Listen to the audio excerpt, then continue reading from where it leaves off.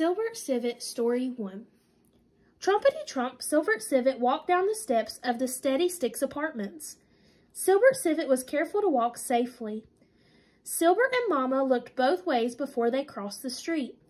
Mama and Cilbert Civet were on their way to Mr. Centipede's shoe store. "Why didn't Papa Civet come to the store with us?" asked Cilbert Civet. "Today, Papa Civet is at his new job," explained Mama. "Papa Civet's new job is special," said Cilbert Civet as they stepped up onto the sidewalk.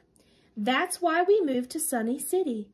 "Yes," replied Mama, "we left our tree in Sandy Hollow so Papa could become a bus driver in Sunny City.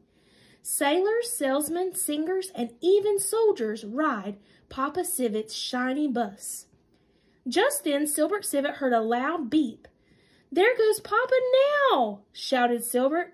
"Hello, Papa! Hello!" "That new bus is very shiny!"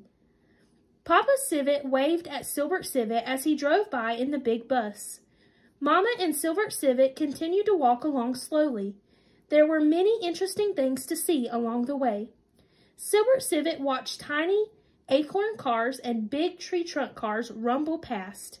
Sunny City was a busy place. Cilbert Civet took a slow, deep breath and sighed. "Sunny City is exciting, but sometimes I miss Sandy Hollow."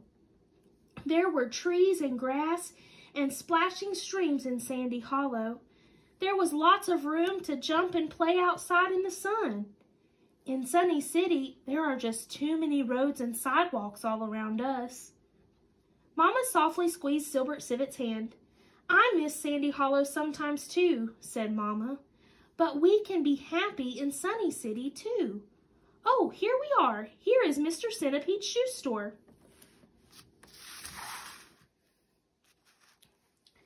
Cilbert Civet looked up. He saw a big, big building. It had shiny windows and wide doors. Then Cilbert Civet gasped in surprise. There, next to the store, was a large grassy place. "Mama," cried Cilbert Civet, "that looks just like a piece of Sandy Hollow. Oh, I would love to play there." "You'll have to ask Mr. Centipede," said Mama, as she opened the door to the big store. "Mr. Centipede owns the big grassy place. It is private property." Mama and Cilbert Civet walked into Mr. Centipede's shoe store. Cilbert saw bright lights and saw rows and rows of shoes.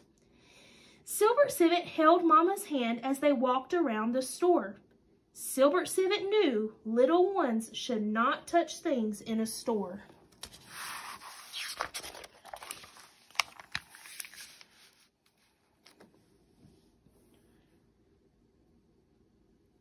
They walked past big shoes, little shoes, brown shoes, black shoes, green shoes, and red shoes too. Mama stopped at a big counter. The counter was full of yellow shoes. Mama wanted to buy some yellow shoes.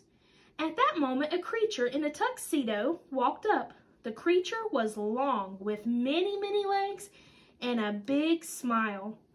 Mama Civet said, "Hello, Mr. Centipede." Cilbert Civet looked closely. So this is what a centipede looked like. Mr. Centipede looked like he had 100 legs. No wonder Mr. Centipede was interested in shoes. He needed a lot of shoes himself.